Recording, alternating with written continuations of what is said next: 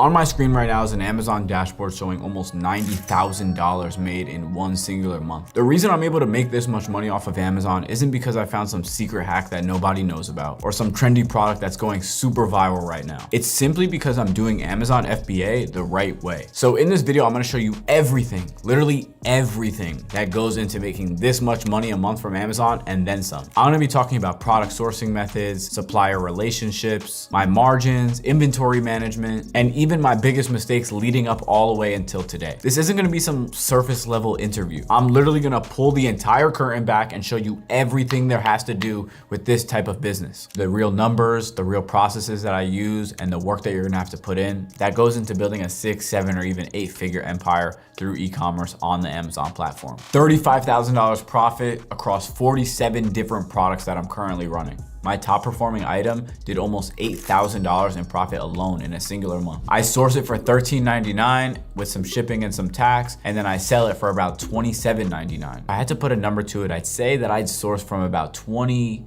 different websites, which includes Walmart, Target, Vitamin Shop, other small little retailers as well. My VAs go through a list of sites that I give them, and they send me a list back of things that are profitable. I tell my virtual assistants I need at least 100 sales per month on the product, and I need every product to hit my criteria. A minimum of $5 profit per unit, at least a 30% return on investment, and Amazon can't be on the listing more than 60% of the time. And I also tell the virtual assistants to kind of stay away from trendy products. It's a little hard for them to understand trends sometimes, but they pick it up over time. Now I'm gonna dive into my virtual assistants army and explain how I spend $400, $800 a month on my team of Filipinos that run this entire business essentially for me. Each virtual assistant sends me 5 to 10 leads that I review every single day. They handle all the actual purchasing, tracking orders, and even in communication with the prep center that I use. I train them with screen recordings whenever I have the time to, and I save them and store them for future use as well. They send me all the leads straight to my Discord along with a screenshot of the seller AMP data so I can easily refer to it. They also put these same leads into a spreadsheet format as well so that I can see it in that form too. And this really allows me to scale without being tied down to my computer all day long, because truthfully, I'm making good money and I don't want to be stuck at my computer, at my desk, doing all of this low leverage tasks. So I hired these virtual assistants and they handle it for me. I do, however, oversee a lot of it, and I'm very dipped into the business. A lot of people get to the point where I'm at and they kind of step back, and I think that's a horrible thing to do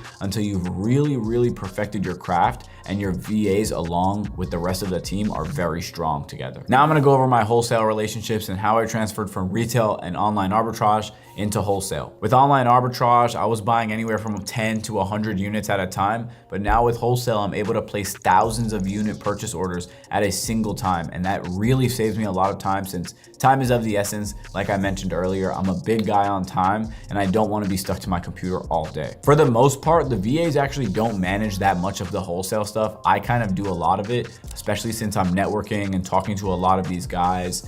And it just makes sense for me to be on the forefront of it rather than some Filipino person. I ask a lot of niche questions sometimes that I don't know a VA would know, and it's very important that the wholesaler takes me and my business seriously so that they can give me good deals on the products that I plan on purchasing. I have relationships with about 11 to 12 different wholesalers that I purchase from. Now, I don't purchase from all of them as frequently as I do as some of them, but it's still useful that I have in my back pocket just in case something does pop up or a category that I like opens up for me and I want to sell some stuff. Speaking of categories, most of the categories that I do sell for wholesale are pets, beauty, and kitchen. The good thing that I've noticed for me is that wholesale margins are actually higher than I anticipated. Now, I do believe it is a riskier game because you're putting more money on lock, you're going deeper instead of wider than on one singular product. So if something bad happens, you could be out a lot of money. But that's why it's important that you have the right people by your side and you know what you're talking about, and it's not your first time. It's a very slimy game, and sometimes wholesalers will tell you lies, and you might have to catch them saying something wrong or slipping up in order to know that they're not a good wholesaler to do business with. I typically like to go for 50 to 40% margins when it comes to my wholesale stuff,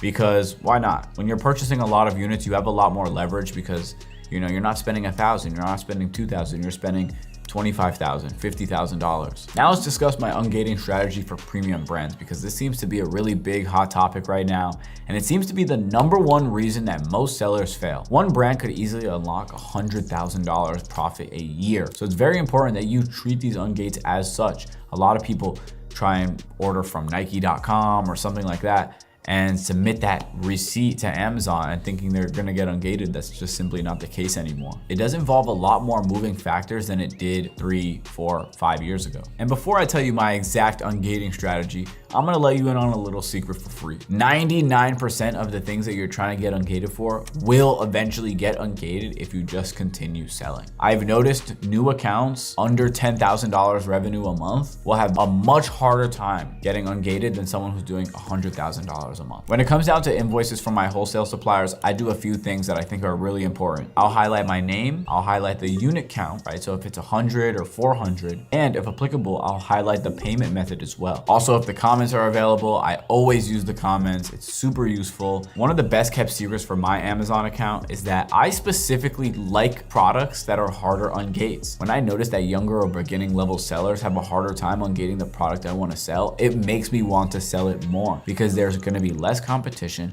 there's going to be less price tanking, and for someone like me who needs a sturdy business, that's what I'm looking for. From what I've noticed, products that are difficult on gate are usually 2 to 3 times as more profitable than products that are just an auto ungate. They may look the same in the forefront, but usually those products that are auto ungated, when you go to sell them, they'll eventually just drop and you might even lose money. Now you're watching this and thinking that you want to start your own Amazon FBA account, but you don't want to start it all alone. Well, lucky for you, I run a community of a bunch of Amazon sellers called Flip the System. I provide winning product leads, access to trained virtual assistants, and teach you everything that you need to know in order to scale to $50,000 or $100,000 months. If you're serious about building a real e-commerce business on Amazon and Walmart, click the first link in the description to watch a free training video. It's completely free. If you choose to, you can fill out your information and me or my team members will reach out to you to see if you're a good fit for the community. All right, let's continue. My inventory management process. How do I work all this? This is a very important aspect to running an Amazon business that I feel is very commonly overlooked by the average seller. One of the most important things that you can do for your Amazon inventory management is to calculate your sales velocity and realize how many units you actually need to order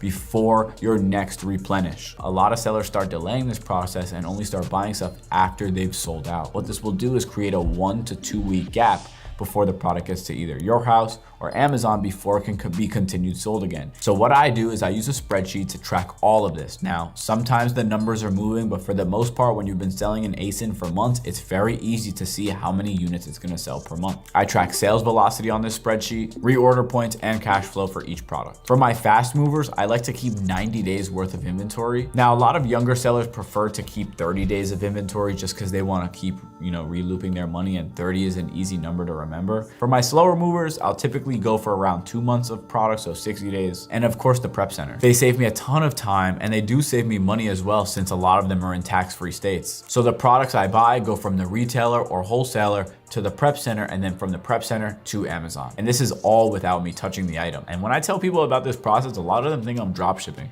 but this is definitely not that. Now here's the cash flow reality with Amazon. How does the payments work? How long does it take? All that good stuff. Amazon pays you about every 2 to 3 weeks, but you still do need upfront money to continue reordering inventory. So if I'm not using funding, which is a very popular method nowadays for obtaining capital with a low interest rate, I like using the American Express Plum Card because it allows you to have 60 days until your statement closes instead of 30 like other regular credit cards. In the beginning, I started with $3,000 to $5,000 and just continue scaling from there. It took about 18 months, maybe even a little bit longer, to get to my current state of a cash flow positive, healthy, big Amazon business. My biggest mistake up until this point was definitely just not managing my money right and missing out on Q4s. Now I usually keep around $20,000 to $30,000 on reserve for emergency repurchasing. Because I'll be honest, in this game of retailers and e-commerce with wholesalers and suppliers and shipping, sometimes things get messed up. It's the game and you gotta learn to live with it. And that extra reserve of cash that I have usually comes in clutch whenever I need to, and it prevents me from having those big mishaps like I mentioned earlier. So that's exactly how I make $90,000 a month with Amazon FBA selling. You can take everything I've said in this entire video and go run your own Amazon business and be profitable. But I'm not gonna lie to you, there's a lot that goes into making this work consistently. You need to understand product sourcing, managing cash flow, building supplier relationships, handling inventory management properly, and scaling your operations. Most people try to figure this out alone and end up getting stuck at a few $1,000s in revenue a month. So if you wanna get access to my daily product leads, leads. My trained virtual assistants that you can have all by yourself. Step-by-step training, not only with videos, but also with humans one-on-one, and direct access to me in order to help you not make the decisions that I made when I was starting out. Then click the first link in the description for the free training video and fill out your information so I can contact you. Thanks for watching, and I'll see you in the next video.